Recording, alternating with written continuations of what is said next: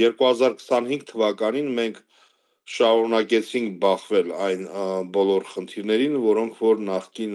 տարիներին եւս եղել են։ Այս տարի կարծես թե այդ խնդիրները ավելի չասեմ տեսանելի էին, բայց ավելի հստակ էր այն հանգամանքը, որ տարբեր հանքարդյունաբերական ընկերություններ, տարբեր գյուղական համայնքներում փորձում էին իրականացնել որոշակի գործունեություն, նոր տարածքներ վերցնել գյուղատնտեսական հանքարդյունաբերական գործունեության համար եւ այդ ամեն ինչի մեջ ամենացավալին այն էր, որ համայնքի բնակիչները մնում են մենակ այդ ընկերությունների դեմ դիմաց եւ մենք տեսել ենք տարբեր տեսակի ճնշումներ համայնքի բնակիչների վրա, ակտիվիստների վրա ու տարբեր շրջանակներից։ Դրանք կարող են լինել ինչ որ սպասարկող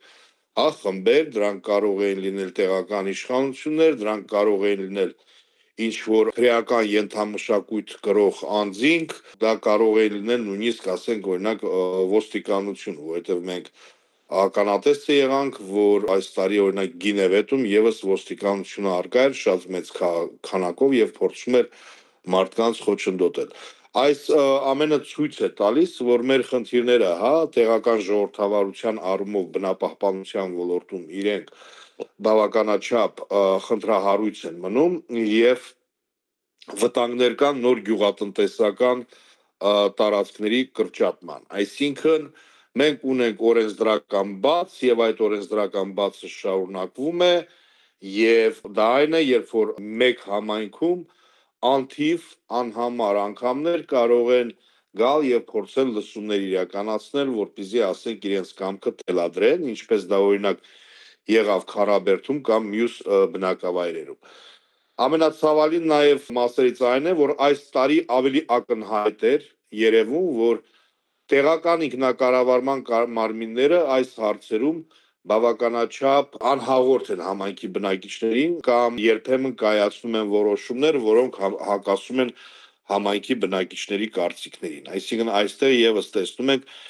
որ տեղական բնապահպանական իրավունքների տեղական ժողովրդավարության առումով մենք ահագին մեծ խնդիրներ ունենք եւ այստեղ է, որ եղում են ամբողջ այդ օրենսդրական բացերը եւ ընդհանուր առմամբ, երկրի սոցիալ-տնտեսական զարգացման առումով եւ տեղական ժողովրդավարության առումով, բնապահպանական որոշումների կայացման առումով, 2025 թվականին ակնհայտ դարձավ, որ պետք է օրենսդրական փոփոխություններ լինեն, շրջակա միջավայրի ազդեցության գնահատման մասին օրենքում պետք է կատարվեն փոփոխություններ, որոնք թույլ կտան համայնքին ձեռք բերել բնակավայրին իմունիտետ նման շարունակական հետապնդումների դեմ, այն է, եթե մեկ համայնքում երկու անգամ օրինակ համայնքի բնակիչները մերժեցին, ապա այլևս այդ բնակավայրում մի քանի տարի նոր լսումներ չկազմակերպվեն։ Եվ նաև շատ հստակ պետք է դրվի այս օրենսդրական բացը, որ չի կարող ավականին կայացնել որոշում այնպիսի որոշում, օրինակ համաձայնություն տալ ինչ որ հանքարդյունաբերական ընկերությանը, եթե բնակավայրի բնակիչները տվյալ դեպքում հենց առաջի անգամից դեմ են արտահայտվել, այսինքն հիմնական մասով։ Այստեղ մենք շատ մեծ ակնկալիքներ ունենք, որ 2026 թվականին բարեփոխումների մասին դիսկուսիան ավելի կխորանա, դրանց անհրաժեշտության մասին եւ պատասխանատու մարմինները հետեւողական կլինեն, որպեսզի փոփոխությունները անհրաժեշտ կատարվեն։ 2025 թվականին մենք ականատեսը եղանք, որ Հայաստանում շարունակում են էկոակտիվիստների նկատմամբ կամ շրջակա միջավայրի պաշտպանության զբաղվող մարդկանց նկատմամբ ներկայացվել դատական հայցեր իրենց արտահայտած դիրքորոշումների համար, որոնք որակվում են որպես զրպարտություն հայցվոր կողմերից։ Այս տարի, քանի որ Հայաստանում այդպիսի ավելի քան 30 այդ кейս կա, գումարվեցին եւս 2 кейս, արդեն 2 տարբեր ընկերությունների այցերով։ Մեկը դա Հայաստանի անտառներ ՀԿ-ի նախագահ Նազելի Վարդանյանն է, ում դեմ հայց է ներկայացվել, մյուսը դա Վայոց ձորի մարզպետարանի բնապահպանության վարչության պետն է, ում նկատմամբ եւս հայց է ներկայացվել վերջերս։ Միջազգային հանրության մեջ այս кейսերը կոչվում են SLAPP, այսինքն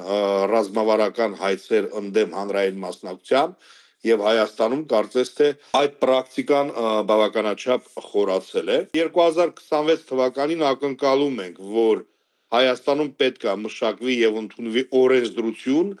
որոնք որ համայնքի բնակիչներին, էկոակտիվիստներին, քաղաքացիներին կպաշտպանեն օրենքի ուժով, որպեսզի իրենց արտահայտած կարծիքի համար չհետապնդվեն։ 2025 թվականին մենք ականատեսը եղանք, որ էլի տարբեր մարդիկ, ովքեր որ բարձրաձայնում են բնապահպանական խնդիրների մասին իրենց տարբեր համայնքներում իրենք երբեմն հետապնդվում են եւ կարծես թե կան տարբեր խմբեր, որոնք որ հետապնդվում են կեղծ նարատիվների մասով, որ օրինակ, չգիտեմ, բնապահպանը եթե բարձրացնում է ինչ որ բնապահպանական խնդիր կամ համայնքի բնակիչը կամ իրականացնում է շրջակա միջավայրի մոնիտորինգ, ապա ստացվում է այնպես, որ ինքը ինչ որ երկրի այլ երկրի շահերին է, ծառայում, առավել հաճախ օգտագործվում է Ադրբեջանը, այսինքն բնապահպանը, էկոակտիվիստը, համայնքի բնակիչը պայքարելով իր համայնքի համար, ինքը վնաս է հասցնում երկրի տնտեսական աճին, այդ կեղծ նարատիվը ինքը միավորող նարատիվ է, դու տեսնում ես, որ տարբեր խմբեր են լինում, այսինքն, չգիտեմ, մեկը պրոռուսական աղբյուր է, մյուսը, չգիտեմ, պրոարևմտամետ աղբյուր է, այն մյուսը, չգիտեմ, բիզնես է ներկայացնում, մյուսը տեղական ինքնակառավարման մարմին եւ իրենք երբ որ բազմաթիվ, այսպես ասած, հակասություններ ունեն երբեմն իրար։ Մեր ակտիվի շուրջ, այսպես ասած, համախմբվում են եւ 2026 թվականին